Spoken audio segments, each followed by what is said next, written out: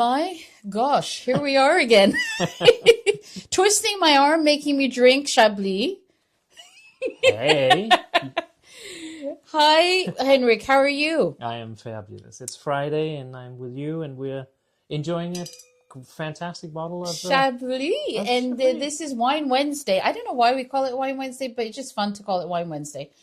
And I There you go. feel like, you're probably right in the middle of the week and you're like, how many more days till the weekend, right? So we're just going to give you some incentive to get there. So I'm Nilu with California Tastings, my friend Henrik Poulsen, who is a winemaker from Napa, and we are just talking about French wine, right? Yeah, That's what we're I mean, doing. well, it's been a theme the last couple of segments that we've recorded. I feel like we should just keep going with this because, what's more fun than tasting these beautiful wines?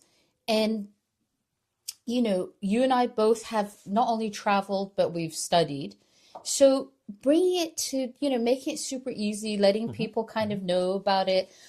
Sometimes we get intimidated with this, French wine per se. So For sure, for yeah, sure. I yeah. mean, we're looking at the label, it says Chablis, but do we know the varietal? It's not like California or America where you have Chardonnay put or Sauvignon Blanc on the label. So you actually have to do a little bit of study here to come behind the scenes and figure out what is actually going into the bottle. But I think that's one of the charms of French wines as well. So much to learn, so much to know. I'm always confused when it gets to French wine.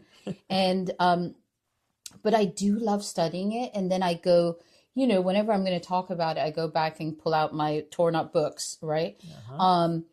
And Chablis is basically located, it's part of Burgundy. So it's the northernmost part of Burgundy. Is that correct? Yes, so it is actually the northernmost region in France of wine growing regions in France. Not directly in spitting distance of Paris, but we're close proximity. So within 2 hours of drive, something like that, you'll be into Chablis, and it is, as you mentioned, Nilu, it is the kind of a northern stretch of the Burgundy region. Right. They're not really connected by land, so to say. So it is a little bit of a stretch to say that they are neighbor regions, but hey, that's how we come to learn about it, and yeah, so we'll stick to that story. So that's the story. And then, am I right in saying Chablis about 80 miles to Champagne, Yes, so it's actually roughly? closer. Yeah, so give or take, it's right between Paris and Burgundy, but very close to Champagne, and yeah, that's another great region that maybe we should explore one of I these days. know we will. I promise you, because I'm in love with champagne, and I think you are too. I've Mhm. heard that. I've heard a story or two. Um, you know, we opened this morning, and I think the thing that we should start talking about, obviously the different AOCs, but also, I mean, you open this and it's just citrus and minerality, and you really pick up the oyster shell aromas, because we're going to talk about why the soil specifically has that, so it gives it to this, um, and also the Kimmeridgian clay. Mhm. So I think it's absolutely beautiful. But let's start with, we do not have a Grand Cru Chablis here. We have a Chablis AOC. Yes. So what is the difference? Can you kind of run us through the four different Yeah, so different styles? if we start, it's fairly simple with Chablis because there's literally just four subsections of the entire region, and the region by itself is not really that big.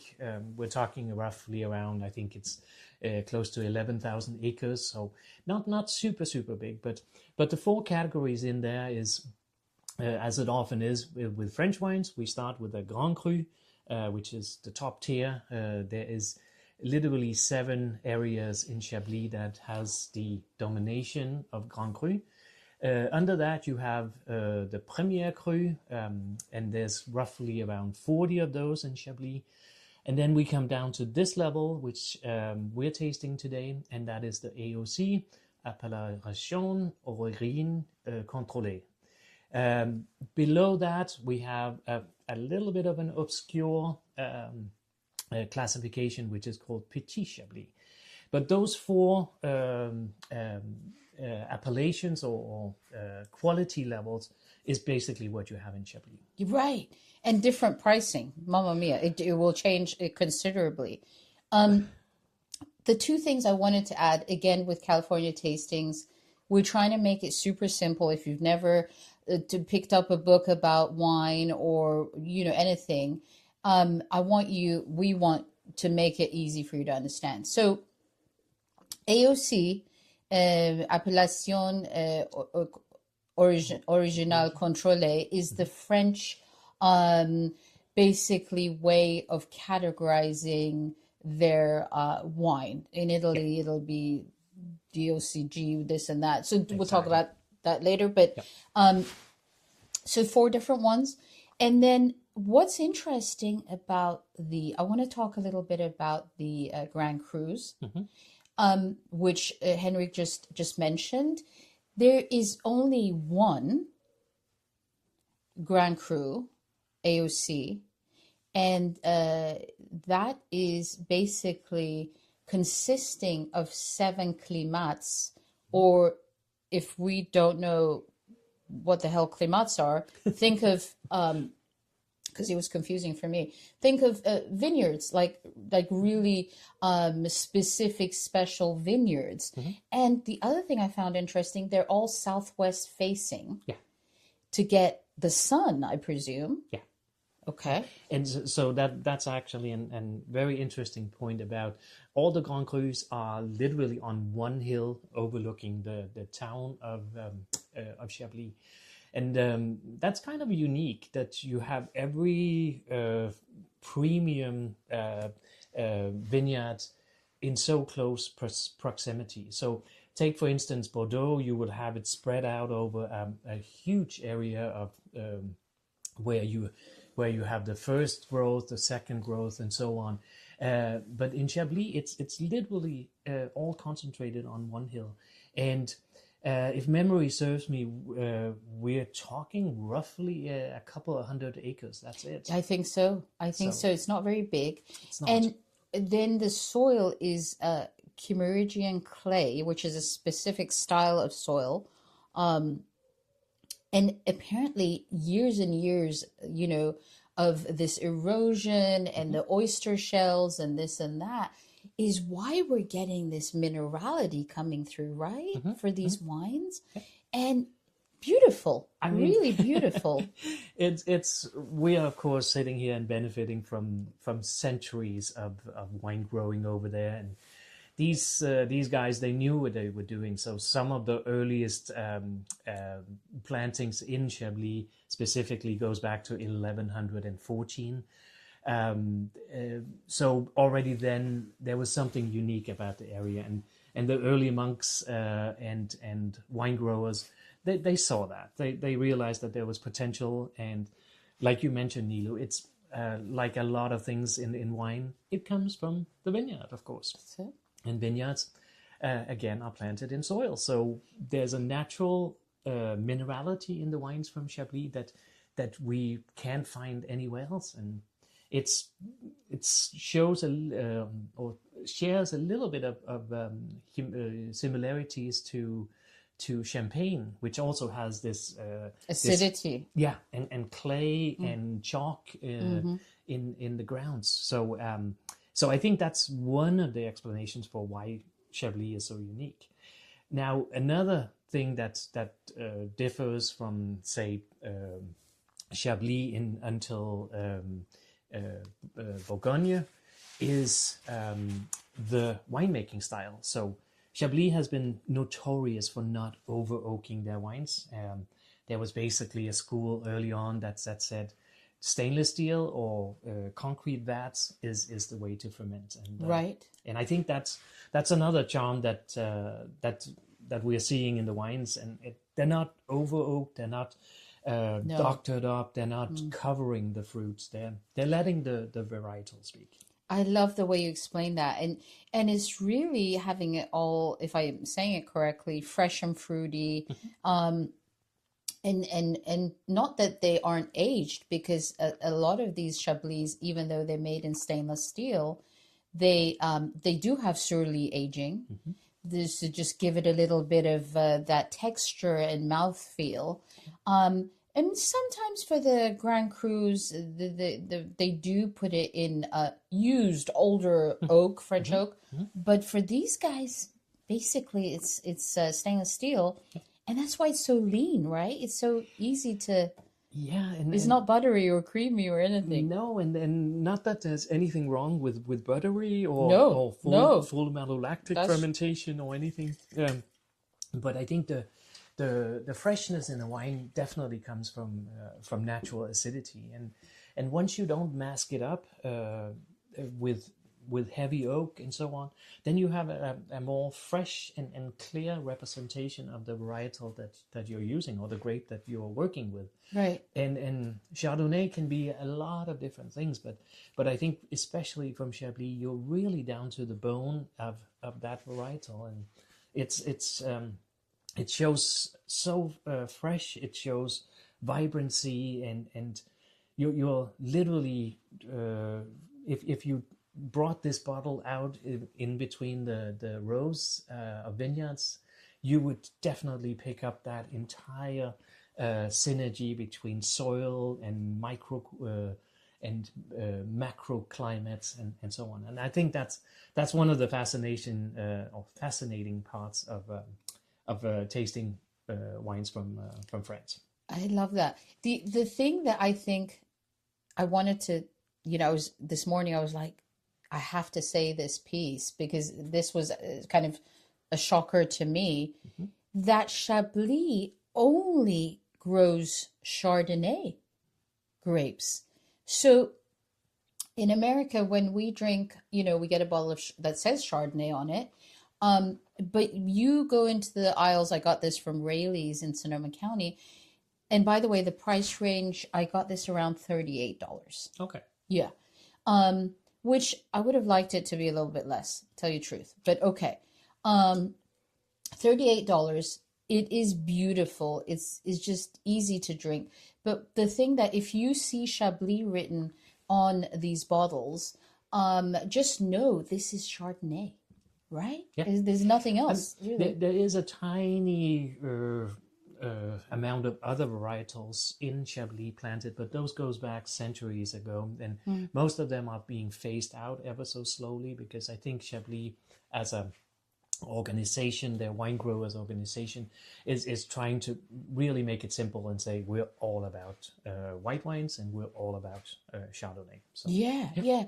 And so when you look at Burgundy, just right underneath this area, you've got the Côte de Nuit and the Côte de Nuit and the, what's the other one? There's Côte de Beaune. Côte de Beaune. So those two are known as Côte d'Or. Anyways, France is very complicated, but for now we will just kind of focus on this for this episode.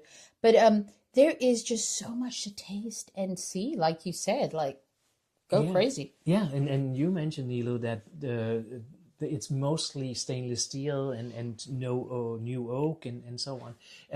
There's of course producers in Chablis that will try and bring their styles in a different direction, and to your point about it being so interesting to find a region where you can see a myriad of different wine styles and different direction that the winemaker or the domain, the chateau, is going to take. And I think again that's one of the charms, that it's not just one thing that everybody needs to follow. It can be, you have the freedom as a winemaker over there to do different expressions of the varietal, and again, I mean, coming from a winemaking perspective, I think that's one of the things that really makes it interesting to be to be making wines. To be making wine, and you're making your wine in Napa, but you are from Europe. You're Danish, so I'm sure that you throw a little bit of that old world style into your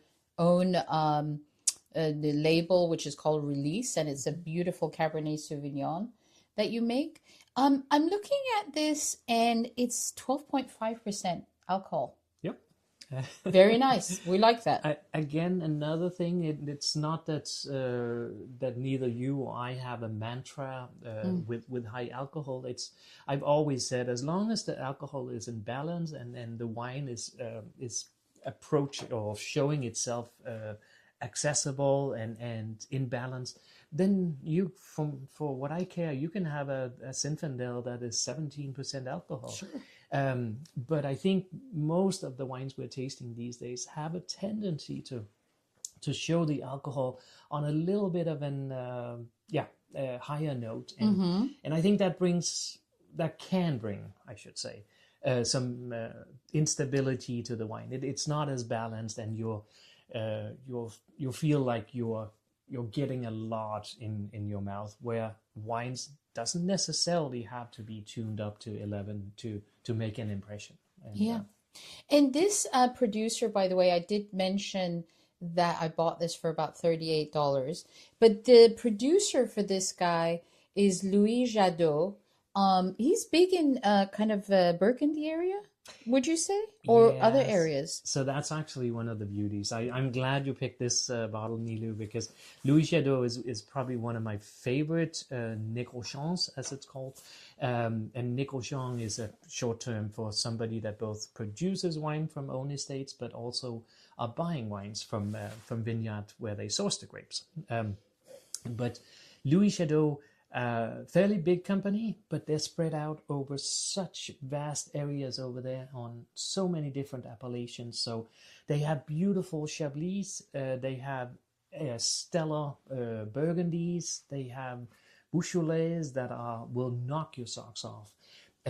So it's a broad area that they're sourcing from, and when you're looking at big scale winemaking, I think that's where normally I would have some concern, because I think the winemaker have a tendency to just mass produce stuff, but especially with Louis Jadot, that it's mind boggling how especially their top cuvées are just performing on a superb level. They really do a good job. And I feel like, you can get a bottle of wine and you think to yourself, well, this is yummy. I like it. But I think this producer does really reflect what you expect that bottle to taste like. So when I was studying for the sommelier exam, I would buy a lot of this producer, because I felt like this is going to actually show me exactly what I need to know. So it's a really great producer. $38, in California, not bad. But yeah. Well, it's again, I mean, we always compare American prices to European qualities and price points, and I think that's a little disservice to the Californian wine industry, because we do have a somewhat higher price point over here. So I would say good luck finding a Chardonnay from say Sonoma or Napa County that performs at this level and with the volume that they can produce and still maintain that high quality. Right. So yeah, I mean, we're all bargain hunters, and we want the best wines for the cheapest price. But I think this $38, yeah, it's great, and it will impress people around the dining room for sure. For people that know wine, as well as people that are just starting on the journey. But our goal right now is to not really pick up bottles that are super, super expensive. With this, episodes, what we're making France in a glass, we're really thinking beneath $50, under $50. Also, Nilu can't afford it. So maybe we ask one of these wine bars or stores to donate their wine. But I think under 50 is a good price point for us to taste and try. Yep. And again, now what would you, taking into consideration, and I know you're a little bit of a chef as well. I like cooking too, but you're very good at it. Um, what would you pair with this? Again, I mean, I I don't really go by so much by say traditional food pairings because I think taste is very individual and Nilu, you have way bigger experience with descriptors on the wine and than I per se have. But I think for me it's always essential that uh, neither the dish that you're making or the wine should overshadow each other. So what I Perfect way to say it. Yeah. yeah, and what I like with this that it is a wine that you can both sip by itself. We're enjoying it here without any food pairings, but you can easily, based on the high natural acidity in the wine, I would say something that needs a little bit of cut through of a fatty dish. That can be anything and everything. I mean, uh, throw something crazy out there and have a duck confit, which Oh, is a fatter dish. I think the beauty of the acidity in this wine would cut right through that fat and will right. complement each other. But Yeah. I was going to say, well, going back to the soil type, and like you said, if you're standing in those vineyards and you're basically picking up the oyster shell and the lemon zest. I mean, it's weird, but it's there. yeah, Um, you know, kind of what about like shellfish or a nice salad that you're simple that you're squeezing some lemon juice on, really go to what's in this bottle hmm and then think what would be like this wine hmm because this wine is not full bodied, I hmm wouldn't say. What do you think? no, Right? It's a lighter wine. yeah, And so I'm picking up all this beautiful lemon aroma, almost a little bit of lemon zest, and I pick up, it's weird. You do pick up like I don't want to say like stone, hmm but you kind of do, and then the oysters, like the oyster shells, like if you're walking on the beach. yeah, And sometimes you pick that up and the ocean breeze is coming and going and you pick that up. I do you have this in yeah, beautiful. It's yeah, just a very fresh, vibrant style of Chardonnay, I would say. yeah. Um, and so, yeah, I I, mean, and again, I want to compliment the producer for not over oaking their wines because I think to me this might be a little bit of a an issue I have with winemakers in general. But I think oak should be a supplement, a complement to the wine. It shouldn't be something that you, by definition, will oak or barrel age all your wines in, because I think there can be certain varietals, certain styles that does not need the heavy impact of a toasted oak barrel. right. So this one just it almost it flows out of the glass. It's so intense on the lemony, citrusy nose, and yeah, beautiful wine. Henrik, for people that don't know what oak brings to wine making, generally, why do you guys use oak barrels, whether it's French or American, Hungarian? What is it that you really want that oak barrel to do? So if we really cut back to the original use of oak barrels, it wasn't so much to give impact to the wine, but it was simply the only vessel you had available at the time. So this is needless to say, this is long before we had stainless steel drums that you could Mm-hmm. safely transport your wine in.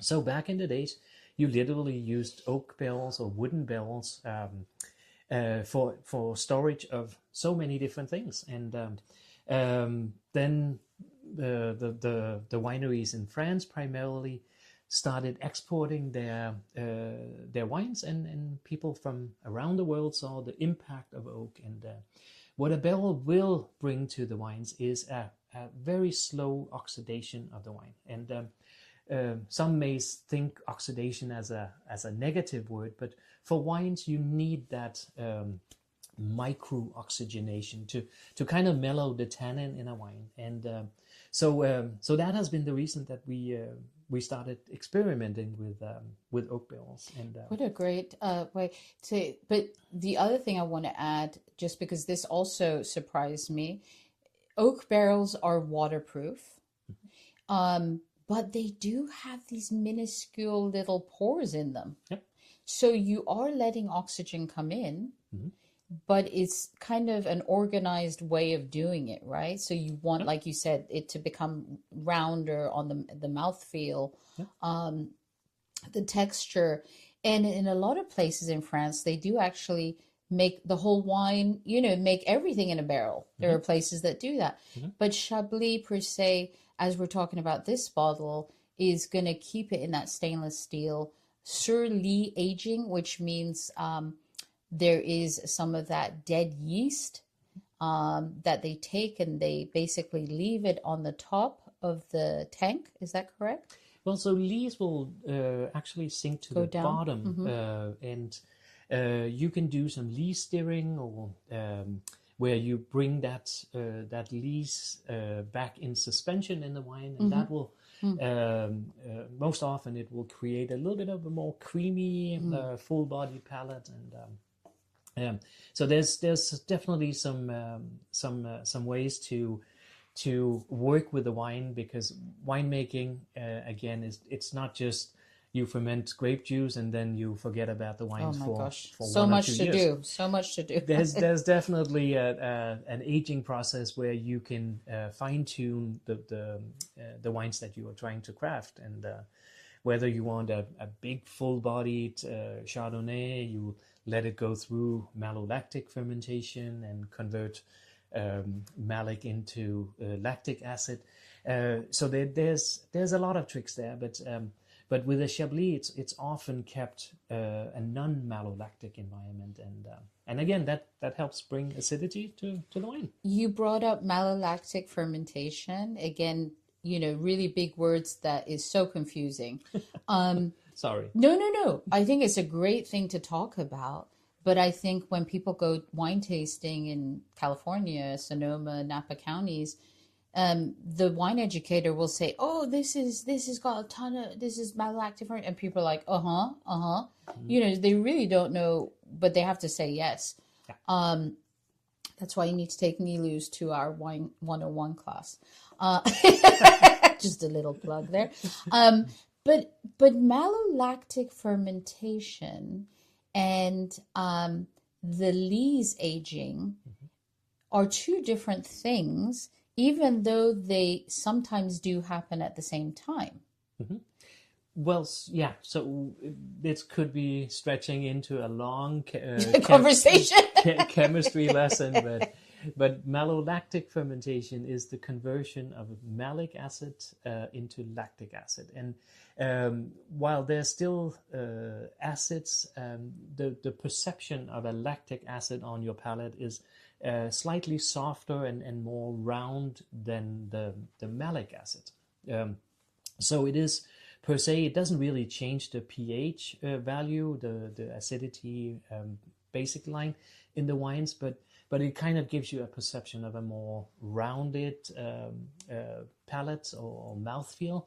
That's something that we winemakers play around with a lot. And it's, again, there can be great examples of Chardonnay that doesn't go through a malolactic fermentation.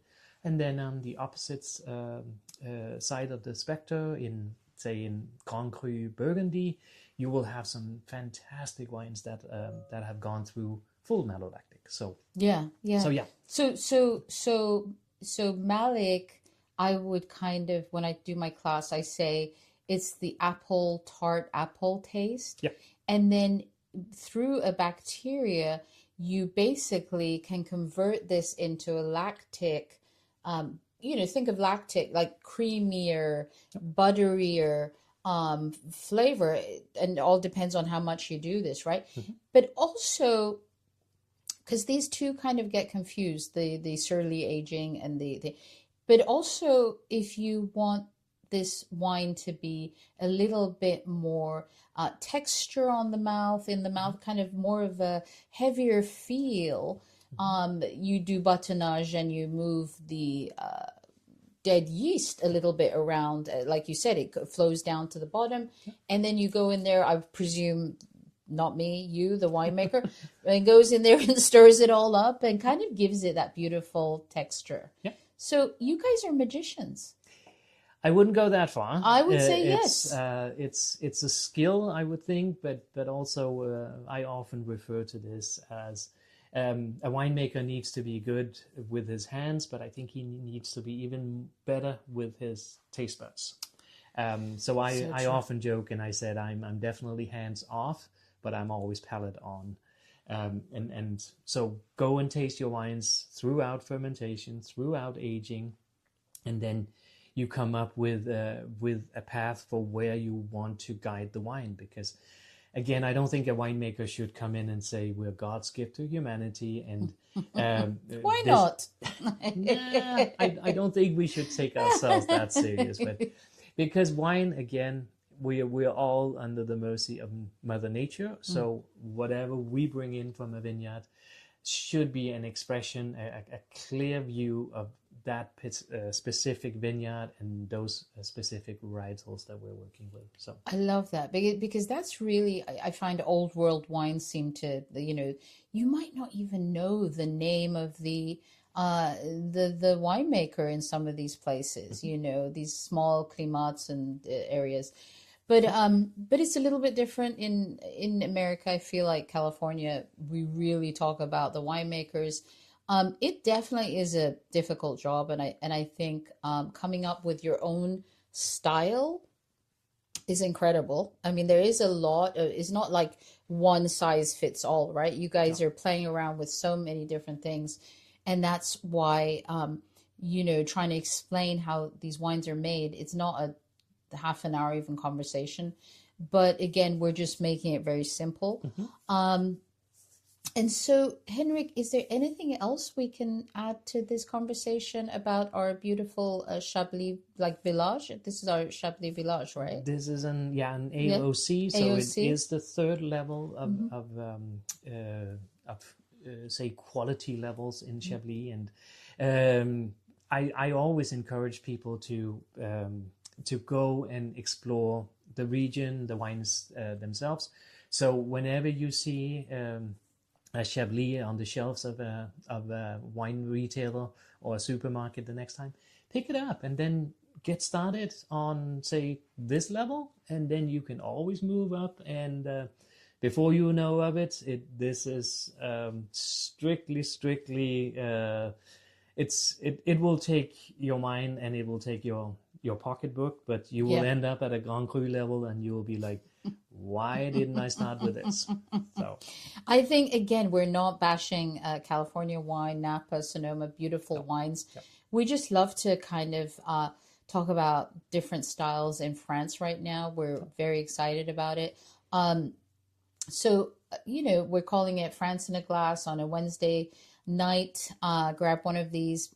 Probably all the wines that we're going to talk about you can find at your local grocery store. We're not going for wines that are difficult. You got to order this and that, but give it a try. It's just our taste buds enjoy this, so hopefully you enjoy it and you find something to pair it with. Yeah, we like it. And so hopefully more French wines coming up.